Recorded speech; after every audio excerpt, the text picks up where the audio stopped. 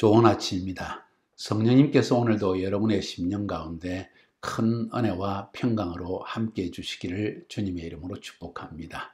오늘은 에스겔서 10장 말씀을 통해서 성령님께서 오늘날 여러분과 저에게 그리고 교회에 주시는 음성을 들을 수 있기를 바랍니다.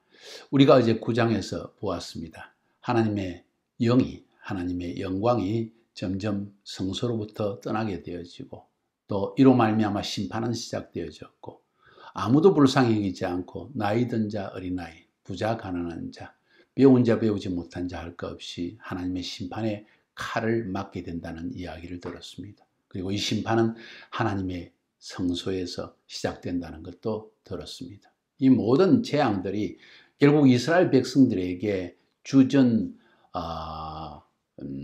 586년에 느부갓네살 왕에 의해서 이루어졌지만 이것은 하나의 또 새로운 예언이기도 합니다. 마지막 종말의 때 동일한 심판이 이렇게 주어질 것이라는 것을 이야기하고 있습니다. 오늘 10장으로 넘어가 보면 10장에서는 예루살렘에 임할 구체적인 재앙이 어떻게 오게 되는가, 불로 임하게 된다는 것과 그리고 하나님의 영광이 점점 성소를 떠나는 구체적인 상황을 우리에게 설명해 주고 있습니다. 안타까운 일입니다. 이렇게 자세하게 에스겔이 이러한 예언적 내용을 우리에게 주는 이유는 깨어 있으라는 것이겠죠. 마지막 때를 살고 있다는 것을 명심해야 된다는 것입니다. 오늘 10장 1절부터 차례로 한번 살펴볼까요? 1절, 2절 한번 봅시다. 이에 내가 보니 그룹들 머리 위 궁창에 남보석 같은 것이 나타나는데 그들 위에 보좌의 형상이 있는 것 같더라. 하나님이 가는 베옷을 입은 사람에게 말씀하여 이르시되 너는 그룹 밑에 있는 바퀴 사이에 들어가 그 속에서 숯불을 두 손에 가득히 움켜가지고 성읍 위에 흩으라 하시매 내가 그 목전에서 들어가더라. 뭔 이야기입니까?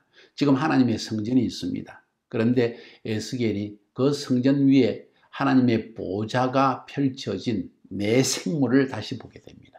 오늘 10장에서는 1장에서 보았던 내 생물의 무시무시한 환상의 모습을 다시 보게 되어집니다.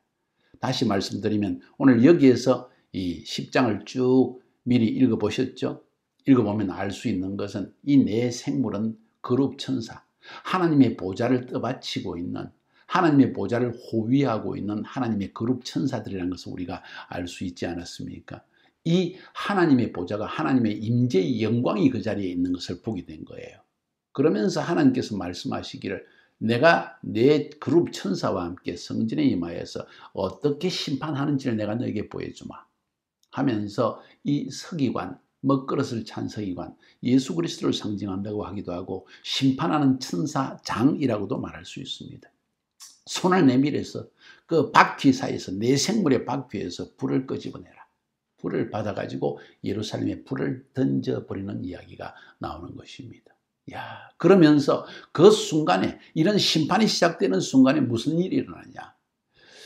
하나님의 영광이 점점 지성소에서 성소를 거쳐서 성전 문지방으로 나중에는 성전 뜰로 들어오는 동문, 동쪽에 있는 문 쪽으로까지 넘어갑니다. 동쪽 문이 어디인지 아세요?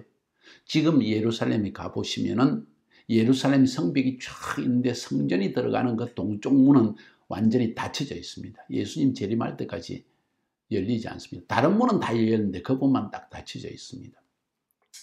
그 문은 바로 감람산을 향하여 서 있습니다. 자, 전반적인 그림을 그려드렸습니다. 11장으로 넘어가면 이 여호와의 영광이 동문을 거쳐서 어디로 가느냐? 감람산 위에 한참 머물러 있다가 완전히 떠나버립니다. 그리고 느부갓네살 왕이 와서 결국은 이 동문을 무너뜨리고 예루살렘 성전을 무너뜨리게 되었죠.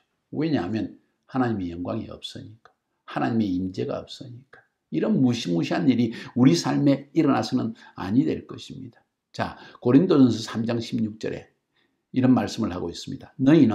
너희가 하나님의 성전인 것과 하나님의 성령이 너희 안에 계시는 것을 알지 못하느냐? 하나님의 영광의 영이 우리 가운데 거하고 있는데 만약 우리가 이 9장에서 8장에서 본 것처럼 우상 숭배로 우리 마음을 가득 채운다면, 세상을 섬기는 마음으로 가득 채운다면, 여호와 하나님을 섬기지 아니하고 그에게 향하지 아니하고 그에게 기도하지 아니하고 그의 음성에 귀를 기울이지 않고 살아간다면 동일한 여호와의 영광이 떠나는 이 동일한 일이 우리에게도 일어날 수 있다는 것을 보여주고 있습니다. 그래서 오늘 1절부터 8절까지 보면 거룩 천사를 통해서 하나님이 거룩 천사에게서 불을 가져와서 심판을 예루살렘에 던진다는 이야기가 나오고 9절부터 22절까지에서는 심판이 어디서부터 시작되는가? 하나님의 성전에서부터 시작된다는 것을 우리에게 보여주고 있는 것입니다. 조금 더 구체적으로 살펴보면 1절부터 8절까지 해서 하나님은 세상을 그 당시에 불로 심판하셨고 마지막 때도 불로 심판하실 것을 말씀하고 있습니다. 10장 2절을 읽어보면 하나님이 가는 배 옷을 입은 사람에게 말씀하여 이르시되 너는 그룹 밑에 있는 바퀴 사이로 들어가 그 속에서 숯불을 두 손에 가득히 움켜가지고 성읍 위에 흩어라 하시며 그가 내 목전에서 들어가더라. 10장 6절에 보니까 하나님이 가는 배옷 입은 자에게 명령하시기를 바퀴 사이 곧 그룹들 사이에서 불을 가져가라 하셨으며 그가 들어가 바퀴 곁에 있으며 불로 심판하셨다. 동일한 심판이 그 심판이 바벨론 왕에 의해서 이루어졌습니다. 열왕기 하 25장 8절 9절에 보니까 바벨론 왕 느부갓네살이 19년 5월 7일에 바벨론 왕의 신하 시위대 장관 느부사라단이 예루살렘에 이르러 여호와의 전과 왕궁을 불사르고 예루살렘의 모든 집을 귀인의 집까지 불사라 버렸더라. 불로 심판하셨다. 근데 똑같은 일이 마지막 종말의 때 불로 심판이 일어날 것이라는 걸 성경은 베드로후서 3장 6절 7절 9절 10절 12절 13절에 이야기합니다. 제가 읽어보겠습니다. 6절 7절 이로 말미암아 그때 세상은 물이 넘침으로 멸망하였다. 노아의 홍수 때 이야기입니다. 물로 심판했다는 겁니다. 이제는 하늘과 땅은 그 동일한 말씀으로 불사르기 위하여 보호하신 바 되어 경건하지 아니한 사람들이 심판과 멸망의 날까지 보존하여 두신 것이라. 9절 주의 약속은 어떤 이들이 더디다고 생각하는 것 같이 더딘 것이 아니라 오직 주께서는 너희를 대하여 오래 참으사 아무도 멸망하지 아니하고 다 회개하게 이르기를 원하시느니라. 그러나 주의 날이 도둑같이 이르리니 그 날에는 하늘이 큰 소리로 떠나가고 물질이 뜨거운 불에 풀어지고 땅과 그 중에 있는 모든 일이 드러나리로다. 12절에 하나님의 날이 임하기를 바라보고 간절히 사모하라. 그날에 하늘이 불에 타서 풀어지고 물질이 뜨거운 불에 녹아지려니와 우리는 새하늘과 새 땅을 바라보는도다. 할렐루야. 이것이 우리의 소망입니다.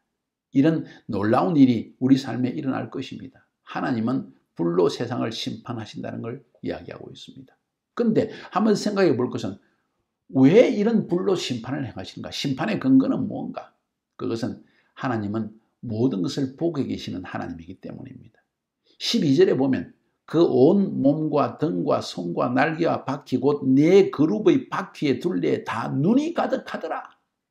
하나님은 온 세상을 감찰하시는 하나님이라는 거예요. 지금 여러분의 속마음까지도 감찰하시고 여러분이 행하고 있는 모든 일을 다 보고 계신다. 다 적고 계신다. 그리고 그 죄악이 너무나 가득 차서 더 이상 참을 수 없다. 이제는 끝이다 할 때 심판은 다가온다는 것입니다. 눈이 가득하더라. 이 말씀은 하나님은 모든 것을 보고 계신다 하는 것입니다. 사랑하는 여러분, 하나님을 두려워하십시오. 여호와를 경외하는 마음을 가집시오. 생각으로라도 입술로도 하나님 앞에 하나님이 보고 계시는 이 하나님 앞에 범죄하지 않기를 주님의 이름으로 축복합니다.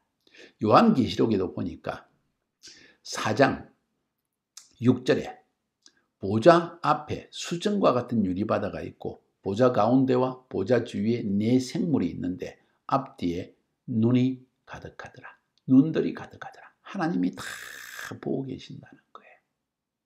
꼭 기억합시다. 하나님이 지금 여러분을 보고 계시고 여러분의 어려움도 보고 계시고 여러분의 죄악도 보고 계신다. 여러분의 생각과 뭘 추구하고 싶은 그 마음을 다 읽고 계시는데 어리석게 자꾸 하나님의 음성을 멀리하고 내 뜻대로 살려고 나아가지 맙시다. 꼭 기억하시기 바랍니다. 18절부터 22절까지의 말씀에서는 하나님의 영광이 떠나면서 동시에 심판은 시작된다는 이야기를 하고 있습니다. 좀 구체적으로 설명해 드릴까요? 지난 시간에 봤던 9장 3절에 보니까 그룹에 머물러 있던 이스라엘 하나님의 영광이 성전 문지방에 이르렀다. 그룹, 그러니까 지성소 위에 두 그룹 천사 사이에 머물러 있던 하나님의 영광이 붕 떠서 성전 문지방으로 가셨다는 거예요. 오늘 10장 3절 4절에는 그 사람이 들어갈 때에, 이 서기관이 들어갈 때 그룹들은 성전 오른쪽에 서 있고 구름은 안뜰에 가득하며 여호와의 영광이 그룹에서 올라와 성전 문지방에 이르니 구름이 성전에 가득하여 하나님의 영화로운 광채가 뜰에 가득하 있더라. 다시 말해서 지성소에서 성전으로 들어가니까 성전에 여호와의 영광이 가득하고 이제 문지방을 통해서 안뜰로 나가니까 안뜰에도 여호와의 영광이 가득하더라.